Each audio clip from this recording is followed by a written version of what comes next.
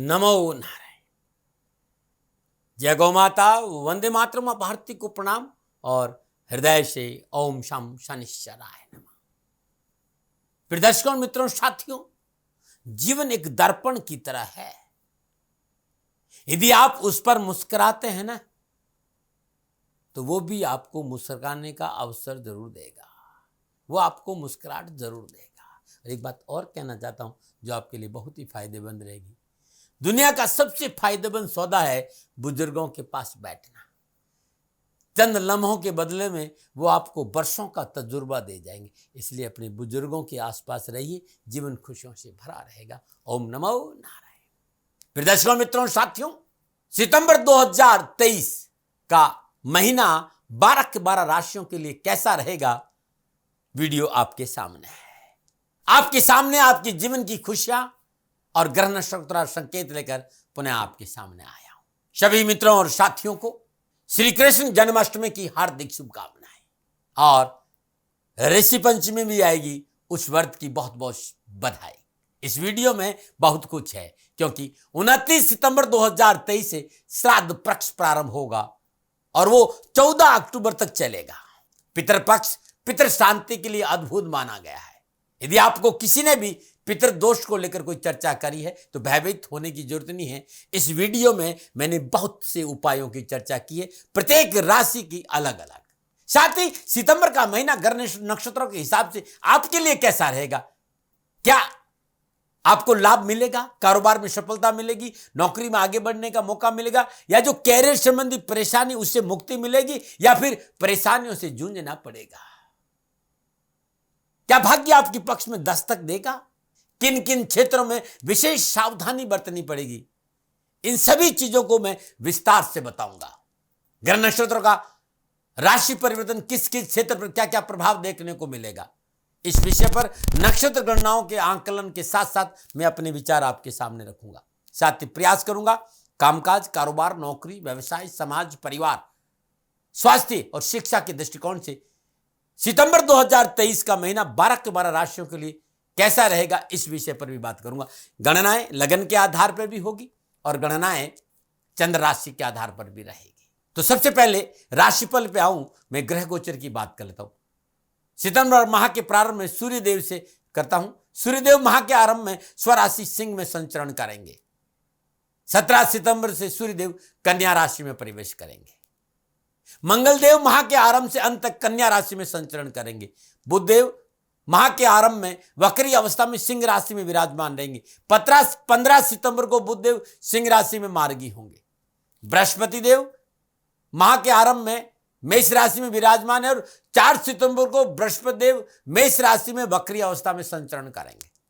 शुक्रदेव माह के आरंभ में वक्री अवस्था में कर्क राशि में संचरण कर रहे हैं। 4 सितंबर को शुक्रदेव कर्क राशि में मार्गी होंगे। शनिदेव सितंबर के महीने में अपनी मूल त्रिकोण राशि कुंभ में वक्री अवस्था में संचरण करेंगे। राहुदेव मेष राशि में और केतुदेव तुला राशि में संचरण करेंगे। सितंबर माह में ग्रहों का जो युति संबंध है, 1 सितंबर से 17 सितंबर तक सूर्यदेव और बुधदेव की युति सिंह राशि में रहेगी। 17 सितंबर से माह के अंत तक सूर्यदेव और मंगलदेव की युति कन्या राशि में रहेगी। इस माह बुधदेव और शुक्रदेव मार्गी अवस्था में रहेंगे। बृहस्पति देव और शनिदेव वक्री अवस्था में संचरण करेंगे। फिर दर्शकों, मित्रों, साथियों, ये जो राशिफल है ना, ये चंद्र राशि पर आधारित है। कोशिश ये भी की कि मैं लगन के हिसाब से आपको जानकारी दूं, वो भी आपको जानकारी मिलेगी। आपकी मेष राशि है या मेष लगन है, दोनों ही आधार पर राशिफल पर मैंने मेहनत की है, लेकिन राशिफल को चंद्र राशि से देखने में अच्छा लगेगा। राशिफल महिलाओं के लिए भी है, पुरुषों के लिए भी है, युवाओं के लिए भी है, बुजुर्गों के लिए और बच्चों के लिए भी। और ये राशिफल जनरल है। आप चाहते हैं कि आपके लिए आपकी जन्म कुंडली क्या संकेत दे रही है, तो नीचे नंबर आ रहे हैं, उन नंबरों पर संपर्क करके आप जानकारी हासिल कर सकते हैं। मित्रों, साथियों, एक बात और कहना चाहता हूं, ये मेरा आंकलन है और मैंने कभी किसी पर दबाव नहीं दिया है। ये मानो न मानो, ये आपकी मर्जी। ये निवेदन हमेशा मैं आपसे करता हूं। अब सितंबर के महीने में 12 के 12 राशियों पर नक्षत्र गणनाओं के आधार पर क्या आंकलन होगा, इस विषय को लेकर आपके सामने। और अब मैं बात करूंगा भचक्र की 8वीं राशि यानी वृश्चिक राशि। वृश्चिक राशि वालों के लिए सितंबर 2023 का महीना नक्षत्र गणनाओं के आधार पर क्या राशिफल का संकेत दे रहा है। इन ग्रहों का विभिन्न राशियों में संचरण से आपके ऊपर यानी वृश्चिक राशि वालों पर सितंबर 2023 के महीने में क्या प्रभाव पड़ेगा, जानते हैं इन ग्रहों का योगायोग का संक्षिप्त में फलादेश। ये फलादेश लगन के आधार पर है आपके। और सबसे पहले वृश्चिक राशि के स्वामी मंगल देव की बात करते हैं। मंगल देव छठे और लगन भाव के अधिपति होकर माह के आरंभ से अंत तक कन्या राशि 11वें भाव में संचरण करेंगे। 11 भाव आय का भाव है, लाभ का भाव है, आपका सोशल सर्कल है, आपकी महत्वाकांक्षाएं, आपकी इच्छाएं हैं। इच्छा पूर्ति का भाव 11वां है। 11वें भाव में विराजमान मंगल देव की चतुर्दशी धन भाव पर, सप्तम दृष्टि पंचम भाव पर और अष्टम दृष्टि छठे भाव पर रहेगी। व्यवसाय के दृष्टिकोण से यह समय आपकी मनोभिलाषों की पूर्ति का रहेगा। कामकाज, कारोबार, व्यवसाय, कैरियर के मामले में आप अपने विचारों को और अपने सुझावों को लेकर बड़े स्पष्ट रहेंगे, जिससे आपको अपने क्षेत्र में इच्छा अनुसार फलों की प्राप्ति होगी। कामकाज के हिसाब से, व्यवसाय के हिसाब से, नौकरी के हिसाब से, आर्थिक दृष्टिकोण से यह समय आपके लिए पूर्णतः पक्ष में और लाभदायक रहेगा। यदि आप अपने कार्य व्यवसाय में बदलाव करना चाहते हैं, उसके लिए भी ये मंगल देव का संचरण बेहतरीन समय साबित होगा। मंगल देव चतुर्दशी से धन भाव को देख रहे हैं। नए पूंजी निवेश के लिहाज से समय एक बेहतरीन समय साबित होगा। नए कार्य व्यवसाय में पूंजी निवेश कर सकते हैं, लेकिन बाहरी खान पान में सतर्कता बरतें। कम खाएं, अच्छा खाएं और शुद्ध खाएं। शानो शौकत और दिखाव में धन का अपव्यय से बचे। मंगल देव की सप्तम दृष्टि पंचम भाव को है। खेलकूद, प्रतियोगिता से जुड़ी गतिविधियों में भाग ले रहे जातकों के लिए गोचर अच्छी सफलता का संकेत दे रहा है। मंगल देव की अष्टम दृष्टि छठे भाव पर है। कोर्ट संबंधी मामला जो अटका हुआ वो इस समय गति पकड़ेगा। आपके शत्रु मुंह की खाएंगे, शत्रुओं से पीछा छूटेगा। स्वास्थ्य के मोर्चे पर आप भाग्यशाली रहेंगे और स्वास्थ्य के लिहाज से मंगल देव अच्छा संकेत दे रहे हैं। तो ये संकेत था राशि अधिपति वृश्चिक राशि वाले के लिए मंगल देव का संकेत। अब मैं बात करूंगा सूर्यदेव की। सूर्यदेव 10वें से होकर स्वराशि सिंह में 10वें भाव में दिग्बलीय अवस्था में संचरण करेंगे और सप्तम पूर्ण दृष्टि से चतुर्थ भाव को देखेंगे। सूर्यदेव का 10वें दिशा में संचरण करना आपको कामकाज के लिए बहुत ही लाभदायक परिस्थितियां मिलने वाली है। प्राइवेट और सरकारी नौकरी में सेवारत जातकों को विशेष लाभ के संकेत है। सरकारी संगठन से सराहना और प्रशंसा मिलेगी। आपको नई पहचान मिलेगी। आर्थिक लाभ भी बढ़ेगा। पिता पक्ष आपके लिए बहुत मजबूत होगा और पिता को उन्नति के अवसर प्राप्त होंगे। सामाजिक और पारिवारिक दृष्टिकोण सूर्यदेव 10वें स्थान में विराजमान होने से घर में सुख समृद्धि में वृद्धि होगी। पारिवारिक समन्वय अच्छा रहेगा और समरसता और मनोनुकूलता बनी रहेगी। पारिवारिक सदस्यों का पूर्ण सहयोग प्राप्त होगा। परिवार के साथ वैचारिक एकता बनी रहेगी। सदस्यों के बीच में एक दूसरे के प्रति सम्मान स्नेह की भावना बलवती होगी। सुख और समृद्धि में बढ़ोतरी होगी। चल अचल संपत्ति का लाभ मिलेगा। 17 सितंबर से सूर्यदेव कन्या राशि 11वें भाव में संचरण करेंगे और सप्तम पूर्ण दृष्टि से पंचम भाव को देखेंगे। कामकाज, कारोबार, व्यवसाय, नौकरी, आर्थिक स्थिति के लिहाज से ये अच्छा समय बीतने वाला है। आर्थिक रूप से आप खुद को संपन्न महसूस करेंगे। सामाजिक उलझनों से छुटकारा मिलेगा। नौकरी में जो जातक है उनका कार्यस्थल पर मान सम्मान और वर्चस्व में बढ़ोतरी होगी। कार्यस्थल पर क्या कोई भी परिवर्तन आपके लिए लाभदायक रहेगा। नौकरी में प्रमोशन मिलने की जबरदस्त आसार है। सहकर्मियों का पूरा सहयोग मिलेगा। अनावश्यक पारिवारिक खटर पटर और पारिवारिक सदस्य जो परेशानी थी उस खटर पटर और परेशानी से मुक्ति मिलेगी और पारिवारिक सदस्य साथ बैठने का सुअवसर मिलेगा। परिवार में हर्षोल्लास और खुशी का वातावरण रहेगा। विद्यार्थियों को शिक्षा के क्षेत्र में विशेष सफलता के योग बनने और उच्च शिक्षा के क्षेत्र में आप बहुत अच्छा प्रदर्शन करेंगे।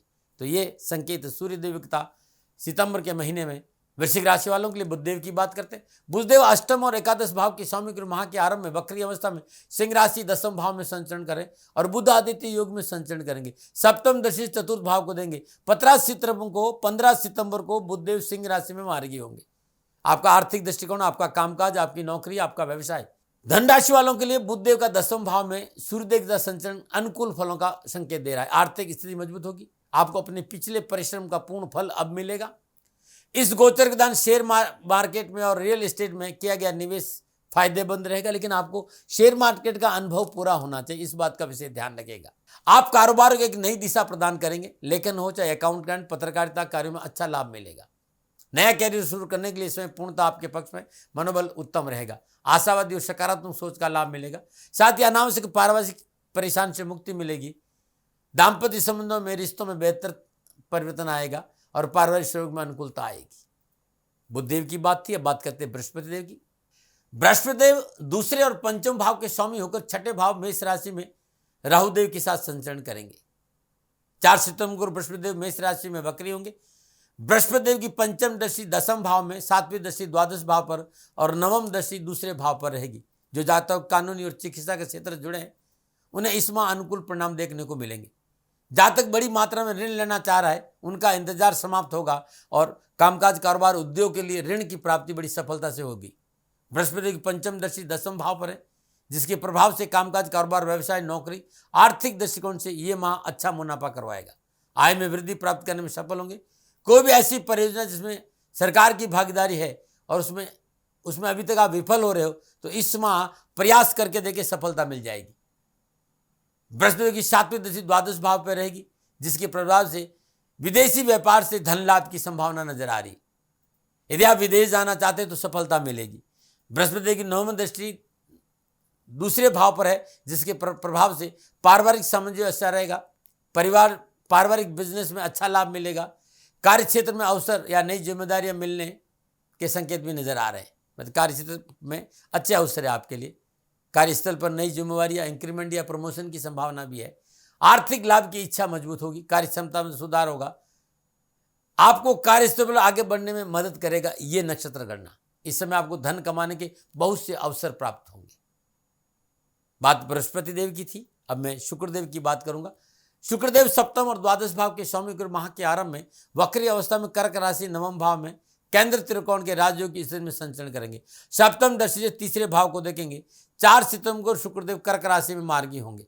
सामाजिक और पारिवारिक निजी जीवन के लिहाज से शुक्रदेव का सप्तम होकर नवम भाव में संचरण लाभदायक रहेगा। इस समय परिवार के साथ समय व्यतीत करने का अवसर मिलेगा। पारिवारिक रिश्तों में प्रगाढ़ता आएगी। छोटे भाई बहनों का सहयोग और प्यार मिलेगा। जीवन साथी का पूर्ण सहयोग प्राप्त होगा। दाम्पत्य संबंधों में खुशियां बरकरार रहेगी। परिवार के साथ धार्मिक यात्राओं का योग भी है आपके लिए। मन को सुकून देने वाली सूचनाएं भी आपको प्राप्त होगी। कामकाज कारोबार व्यापार में जबरदस्त तरक्की के संकेत हैं। आपकी सभी योजनाएं फलीभूत होगी। विदेश जाने का योग बन रहा है। यदि आप बाहर लंबी यात्रा पर जाना चाहते तो योग अच्छा है और भौतिक सुख साधनों में वृद्धि होगी। ये था शुक्रदेव का सितंबर के महीने में वृश्चिक राशि वालों के लिए संकेत। बात करूंगा अब शनिदेव की। शनिदेव तीसरे और चौथे भाव के स्वामी गुरु माह के आरंभ से अंत तक वक्री अवस्था में कुंभ राशि चतुर्थ भाव सत्य नामक पंच महापुरुष योग स्थिति में संचरण करेंगे। चतुर्थ भाव में विराजमान शनिदेव की तीसरी दृष्टि छठे भाव, 7वीं दृष्टि दसम भाव और दसम दृष्टि लगन भाव पर रहेगी। शनिदेव का चतुर्थ भाव में सत्य नामक पंच महापुरुष योग में संचरण आर्थिक लिहाज से बहुत अच्छा रहेगा। कामकाज कारोबार व्यवसाय नौकरी आर्थिक इस लिहाज से जबरदस्त लाभ देखने को मिलेंगे। शत्रुओं पर विजय होगी। कैरियर कारोबार के लिए बहुत अच्छे संकेत है। आजीविका की स्थिति में जबरदस्त लाभदायक स्थिति बनेगी। स्वास्थ्य आपका बढ़िया रहेगा। कॉन्फिडेंस आत्मबल में वृद्धि होगी। जमीन जायदाद में किया गया पूंजी निवेश आर्थिक पक्ष को सुदृढ़ करेगा। नौकरी में अनुकूल संकेत मिलने, मनोनुकूल इंक्रीमेंट और लाभदायक जिम्मेदारियां अवश्य मिलेगी। कार्य क्षेत्र में मनोनुकूल कार्य सफलता की प्राप्ति होगी। भूमि भवन प्रॉपर्टी और मकान वाहन खरीदने का काम आगे बढ़ेगा। परीक्षा और प्रतियोगिता के दृष्टिकोण से विद्यार्थियों के लिए इस समय पूर्णता उनके पक्ष में, युवाओं को भी कैरियर में सफलता मिलेगी। अब बात करते हैं राहुदेव और केतुदेव की। राहुदेव मेष राशि छठे भाव में संचरण कर रहे हैं। कामकाज कारोबार नौकरी व्यवसाय के दृष्टिकोण से वृश्चिक राशि वालों के लिए राहुदेव का प्रभाव बड़ा मनोनुकूल रहेगा। कैरियर में सफलता मिलेगी। नए कारोबारी संबंध बनेंगे। जॉब संबंधी मसले हल होंगे और आर्थिक पक्ष को राहुदेव छठे भाव में विराजमान होकर सुदृढ़ करेंगे। नए नए कारोबारी संबंध बनेंगे। आर्थिक स्रोतों में वृद्धि होगी। रोग और ऋण से छुटकारा मिलेगा। कानूनी मसलों में सफलता मिलेगी और कोर्ट कचहरी के मसले आपके पक्ष में रहेंगे। तो राहुदेव छठे भाव में बैठकर वृश्चिक राशि वालों के लिए उत्तम संकेत दे रहे। बस व्यर्थ के भय भ्रम भ्रांति से अपने आप को दूर रहना, बाकी सब कुछ ठीक है। केतुदेव तुला राशि 12वें भाव में संचरण करने और 12वें भाव में विराजमान केतुदेव निजी रिश्तों को लेकर सावधानी का संकेत दे रहे। विवादित सौदों में पूंजी निवेश नहीं करें।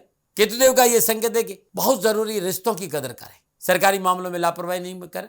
कोई भी काम हो, चाहे भी कोई भी कारोबार हो, नौकरी व्यवसाय, पारिवारिक रजा बहुत बहुत जरूरी। और व्यर्थ का भय भ्रम भ्रांति को अपने ऊपर नहीं ला दे तो अच्छा रहेगा। धर्म कर्म में रुचि बढ़ेगी। धार्मिक यात्राओं का योग है। आध्यात्मिक और रुझान बढ़ेगा। तो फिर दर्शकों मित्रों साथियों, नौकरों का विभिन्न भावों में विभिन्न राशियों में लगन के आधार पर संचरण का ये मेरा अनुभव था। अब मैं बात करूंगा आपसे जब ये 9 के 9 ग्रह आपस में योगायोग बनाएंगे, युति संबंध बनाएंगे, दृष्टि संबंध बनाएंगे, तब वृश्चिक राशि वालों के लिए कैसा रहेगा? क्या कारोबार में लाभ मिलेगा? क्या नौकरी के अच्छे अवसर मिलेंगे? क्या परिवार में सुख शांति रहेगी? क्या पारिवारिक जीवन में संतुलन बनेगा? धन की प्राप्ति होगी? संतान पक्ष अनुकूल रहेगा? मान सम्मान यश में वृद्धि होगी? स्वास्थ्य अनुकूल रहेगा? इस सारी जानकारी लेकर मैं आपके सामने हूं चंद्र राशि के आधार पर। सबसे पहले मैं आर्थिक दृष्टिकोण की बात करूंगा। वृश्चिक राशि वालों, राशि अधिपति मंगलदेव एकादश भाव कन्या राशि में संचरण करें। कामकाज, कारोबार, नौकरी के हिसाब से समय अच्छा संकेत दे रहे, क्योंकि मंगल देव की चतुर्थ दृष्टि धन भाव है, सप्तम दृष्टि चतुर्थ भाव पर है और अष्टम दृष्टि पंचम भाव पर है।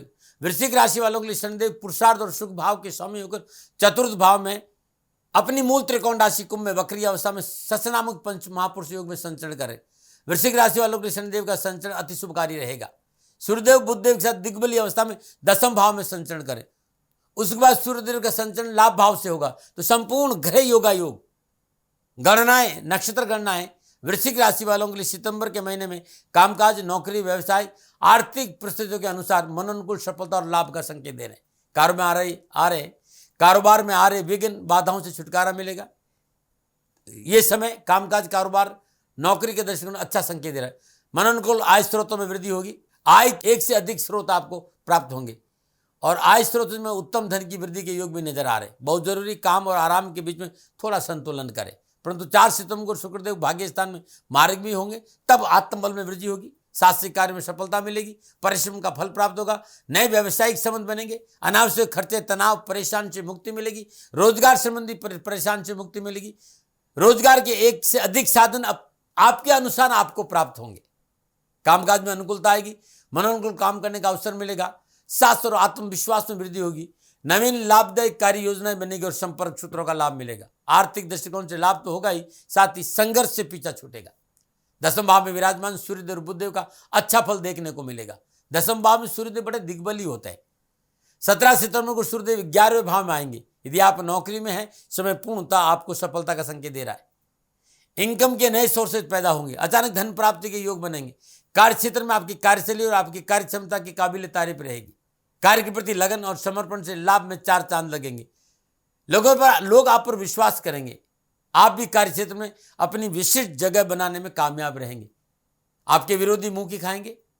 यदि आप सरकारी सेवाओं से जुड़े हैं तो आपको अधिक सफलता मिलने का संकेत है, परंतु इक्का दुक्का आलोचना कोई करता है तो उस पर ध्यान मत दीजिए। मतलब व्यर्थ की आलोचनाओं पर अपना समय बर्बाद नहीं करना है। अपनी आलोचना को सुनकर तीखी प्रक्रिया देने से बचे। अकारण क्रोध, अग्रेशन आपके लिए मुसीबत बन सकता है। यह समय थोड़ा वाणी पर संयम रखें, बॉस और सहकर्मियों से बनाकर रखें तो आपके लिए अच्छा रहेगा। अन्यथा प्रतिकूल ट्रांसफर की संभावना नजर आ रही है। खर्चों पर अंकुश रखें, प्रतिस्पर्धा से बचें, संतुष्टि का भाव बनाकर जो प्राप्त है वही प्राप्त है, इसको ध्यान में रखकर मेहनत करेंगे तो सफलता आपका दामन चूमेगी। समाज और परिवार के दृष्टिकोण से वृश्चिक राशि वालों के लिए सितंबर का महीना ठीक रहेगा। सामाजिक और पारिवारिक रिश्तों में प्रगाढ़ता आएगी। घर का वातावरण सौहार्दपूर्ण रहेगा। सुखद वातावरण का आपको लाभ अवश्य मिलेगा। पैतृक संपत्ति के मसलों में तेजी आएगी। आपको कोई पैतृक संपत्ति की प्राप्ति भी हो सकती है। दसम भाव में बैठे सूर्यदेव और बुधदेव की सप्तम पूर्णदृष्टि चतुर्थ भाव है। इस बात का संकेत दे रही है कि पारिवारिक सदस्यों की भावनाओं की कदर करें। अपनों के साथ व्यवहार में संतुलन बनाकर के कटु व्यवहार नहीं करें। समझौतावादी नीति अपनाएं। स्वभाव में उग्रता और कलह का संकेत दे रही, इससे बचे।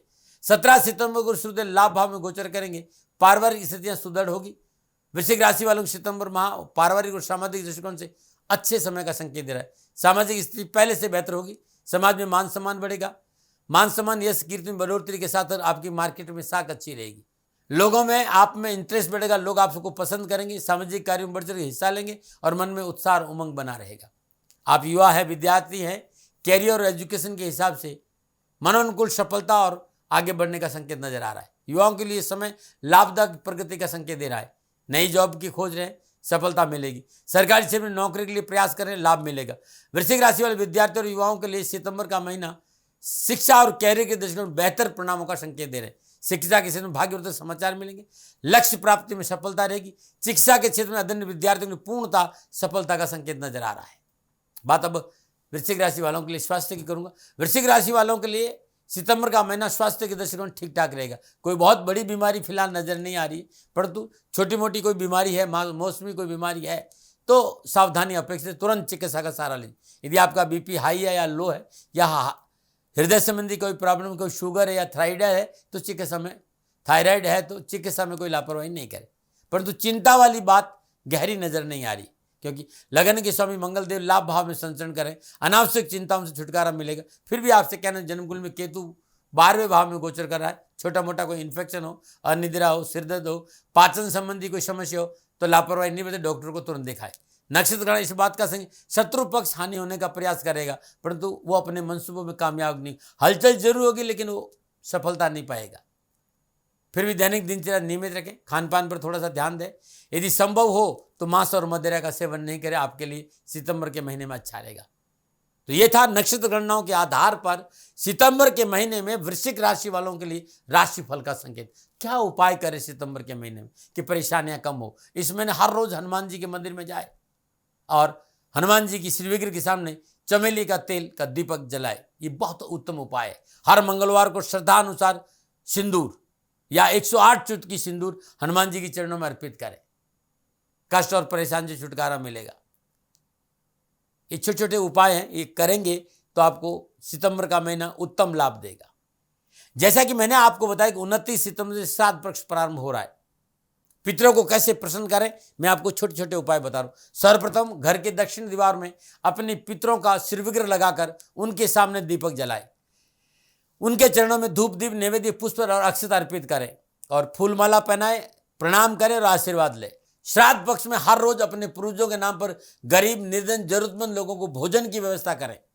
श्राद्ध पक्ष में श्रद्धापूर्वक पितृ पूजन के उपरांत पूर्वजों को याद कर अपनी क्षमता के अनुसार भोजन और वस्त्र का दान उनकी मृत्यु तिथि पर जरूर दें। जिस तिथि को आपके पूर्वजों का श्राद्ध हो उस दिन रुद्राभिषेक जरूर करें। सुबह सुबह पीपल में जल चढ़ाए और शाम को दीपक जलाए। श्राद्ध पक्ष की त्रयोदशी, चतुर्दशी, अमावस्या के दिन गाय के उपले से हवन प्रज्वलित करें और गाय के शुद्ध घी में गुड़ मिलाकर पितरों के नाम से आहुति देने से पितर प्रसन्न होंगे। लगातार श्राद्ध पक्ष में हर रोज सुबह शाम मिट्टी के दीपक में कपूर जलाकर घर में धुआं जरूर दें, पितर प्रसन्न होंगे और आपकी परेशान से छुटकारा मिलेगा। फिर दर्शकों, मित्रों, साथियों, ये नक्षत्र गणनाओं के आधार पर मेरा राशिफल का संकेत था। इसके साथ ही क्या उपाय करें और पितर पक्ष में पितरों को प्रसन्न कैसे करें, ये छोटी छोटी बातें मेरी थी। पुनः मेरा निवेदन कि न भय, न भ्रांति, न भरम, सेकंड ओपिनियन का दर आपके पास था, आपके पास है और आप ही के पास रहेगा। मानो न मानो आपकी मर्जी। हाँ, आंकलन मेरा था और मेरे से कोई भूल हो गई हो दोनों हाथ जोड़कर आपसे क्षमा मांगता हूँ। आप सुखी रहें, आप स्वस्थ रहें, समृद्धिशील रहें, शनिदेव के चरणों में मेरी प्रार्थना। ओम नमो नारायण। राजस्थान का हर व्यक्ति जानता है कि दाती महाराज गायों से बहुत प्यार करते हैं, बेटियों से बहुत प्यार करते हैं। हजारों सैकड़ों बेटियों के लिए, जीवन के लिए मैंने अपना संपूर्ण जीवन दिया है और ये मेरा शौक था, मेरी राष्ट्र की धरोहर थी और ये करना मेरा कर्तव्य और कर्म था। मैं आपको किसी वजह से नहीं सुना रहा हूं, बस खाली बता रहा हूं कि ये मेरा जीवन का लक्ष्य रहा है। मनुष्य हूं और मानव होने के नाते मेरा कर्तव्य है कि मैं अपनी राष्ट्र की सेवा करूं। मैं इस राष्ट्र का नागरिक हूं। 30 सालों से मैं बेटी बचाओ और गौ सेवा में अपना जीवन इस राष्ट्र के साथ लगाया है। वर्तमान परिस्थितियां आर्थिक दृष्टिकोण से मेरी अनुकूल नहीं है। धन नहीं मांग रहा हूं कि मुझे आप पैसे दीजिए, नहीं, पहले भी कभी नहीं मांगा और अब भी मैं नहीं कह रहा हूं। और ये मेरा अहंकार नहीं है, क्योंकि धन को लेकर मैं राष्ट्र के सामने कभी नहीं आया था।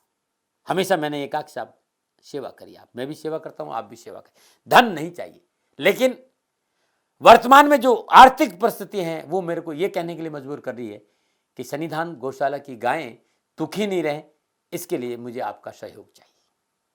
और सहयोग के लिए मैं स्वयं आपके साथ खड़ा हूं, आपकी समस्याओं के समाधान के लिए।